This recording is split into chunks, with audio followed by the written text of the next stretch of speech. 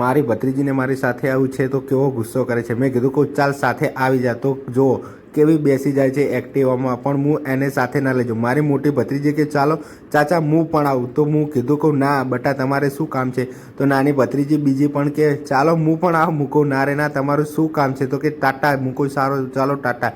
તો પછી હું મારી એક્ટિવા લઈને આગળ ગયો। મારી ભાભી કે બધી છોકરીઓને લઈ જાઓ અને ત્યાં દુકાને બેસાડજો। તો મેં કીધું કે ધંધો તો મને કરવા જ ના દે, તો હું દુકાને નીકળ્યો તો મારી ભત્રીજી રડવા લાગી। ત્યારબાદ હું દુકાને જવા માટે નીકળી ગયો। આગળ જઈને મને મારો ભાઈબંધ મળ્યો। મને કે તું કડી જાય છે? તો મેં કીધું શા હું કડી જાઉં છું? તો કે હું પણ મારા પાર્લરનો માલ લેવા કડી જ જાઉં છું। તો કે ચાલ આપણે બે સાથે જ નીકળીએ। તો અમે થોડી વાતો કરી।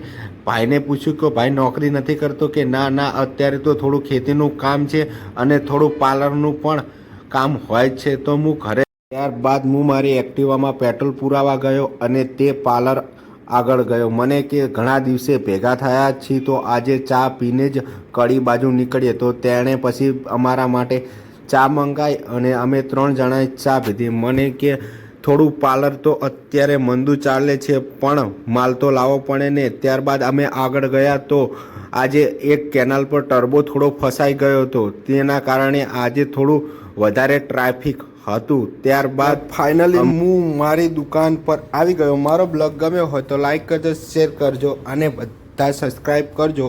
જય માતાજી અને ફૂલ સપોર્ટ કરજો।